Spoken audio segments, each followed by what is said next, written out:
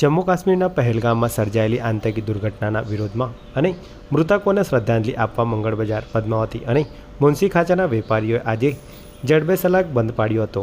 જો કે આમે સોમવારે તમામ વિસ્તારોના મોટાભાગના વેપારીઓ પોતપોતાના ધંધા વેપાર બંધ રાખતા હોય છે।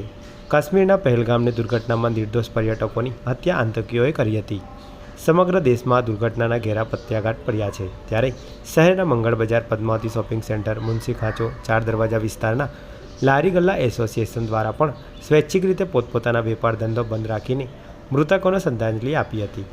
આ વિસ્તારમાં કાયદો અને વ્યવસ્થાની જાળવણી માટે પોલીસ દ્વારા ચાપતો બંદોબસ્ત ગોઠવવાની વ્યવસ્થા કરાઈ છે। જોકે પોલીસ તંત્ર પાસે આ તમામ વિસ્તારો બંધ રહેવા બાબતે કોઈ સત્તાવાર માહિતી નથી, પરંતુ વેપારીઓ બંધ પાડવાના છે તેવી વાત વહેતી થતાં તકેદારીના ભાગરૂપે બંદોબસ્તની યોજના ઘડાઈ હોવાનું નકારી શકાય। પહેલગામ હુમલાના વિરોધમાં આજે મંગળ બજાર, પદ્માવતી વેપારી એસોસિએશને બંધનું એલાન આપ્યું છે। આ ઘટનાને કેવી રીતે જોઈ રહ્યા છો? કેટલી દુર્ઘટના છે આ બહુ દુઃખદ ઘટના છે।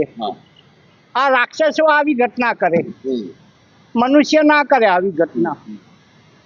આના માટે વેપારીઓએ બંધનું એલાન આપ્યું છે। કેટલા દિવસ બંધ હતા? આજનો એક જ દિવસ શ્રદ્ધાંજલિ પાઠવી વેપારી તરફથી શ્રદ્ધાંજલિ પાઠવવામાં આવી। હા, શું નામ દાદા તમારું? વાસુદેવ ગુલચંદાન।